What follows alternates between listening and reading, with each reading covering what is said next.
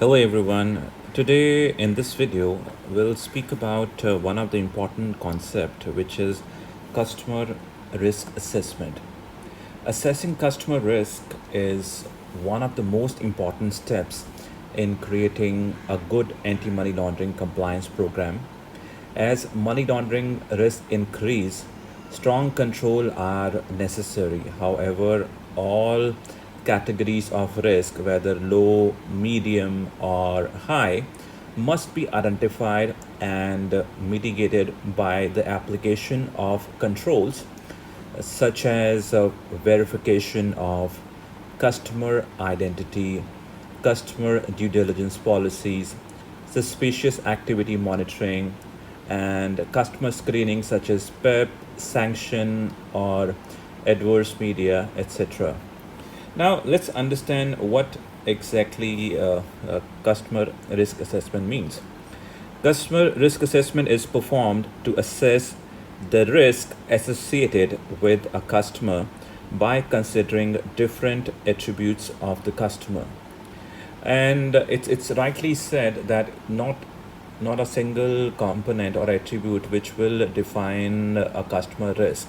So here you may assign a new or existing account risk based on different attributes. So it can be a customer or its beneficial owner, occupation or type of business, purpose of the account, business ownership of the customers, uh, high risk jurisdiction transactions, anticipated versus actual volume, and type of transactions, customer ownership structure, source of customer wealth, and source of fund.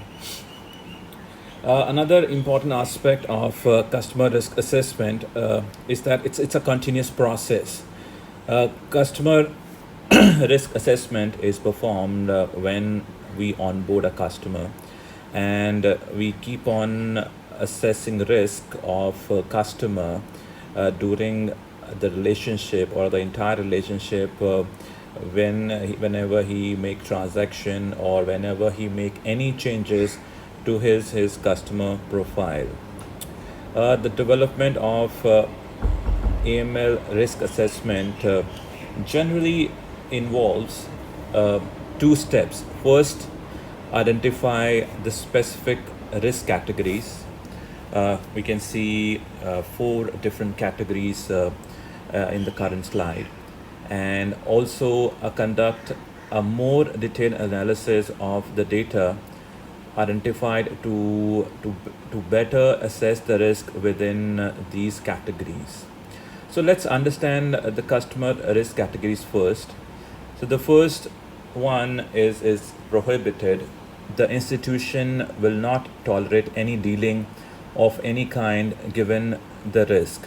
This category could include transaction with countries subject to economic sanction or designated as state sponsors of terrorism. High risk, these risks are significant but not necessarily prohibited. To mitigate the heightened risk presented, the financial institution should apply more stringent control to reduce money laundering or terrorist financing risk, such as considering enhanced due diligence and more rigorous transaction monitoring. Medium risk merit additional scrutiny but do not rise to the level of high risk. So, for example, a retail business that accepts low to moderate level of cash but is not considered cash intensive. Then we left with low risk. This represent the baseline risk of money laundering. Typically, low risk indicate normal or expected activities. Right. So let's move on to uh, another attribute of a risk assessment where we also look at uh, different attributes of factor which determine a risk. So the first one we would consider would be customer or entity. Customer type can include individual, listed companies, private companies, a joint venture, partnership, financial institution, basically anyone who want to establish a relationship with the financial institution. Supervisory authority in various countries have stated that some type of customers are inherently high risk for money laundering. So for example, banks, casino, offshore corporation, embassies, money service business are some of the example. Implementing a strong screening process when onboarding a customer and throughout the duration of the relationship are key component to identify high risk customer types. Next component is geography. A crucial step in devising risk scoring model involves jurisdictional risk. In what country or jurisdiction do your individual customer or entity operates, reside, and what are the customers' countries of citizenship? Where are your corporate customer headquartered? Where do they conduct the majority of their business? And then, while defining a country risk, a bank may also consider a different type of list. Like one of them would be corruption perception index, which rates more than 100 countries on perceived corruption. FATF identify jurisdiction with weak AML and CFT regime and issues country specific mutual evaluation report. And also there are a few other lists which can be considered when we determine risk from geography point of view. And the last attribute which help us assess customer risk would be product or services. An important element of assessing EML CFT risk is to review new and existing product and services that the institution or business offer to determine how they may be used to launder money or finance terrorism. It depends on the likelihood that product requested might be used for money laundering or terrorist financing.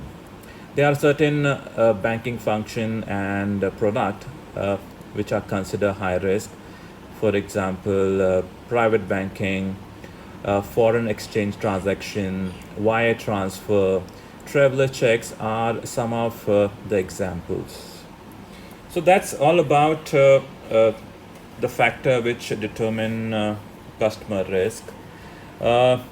We all understand customer risk assessment is very critical and very important for bank to identify the relevant email risk, focus and prioritize risk, and also to use their limited resources in efficient manner.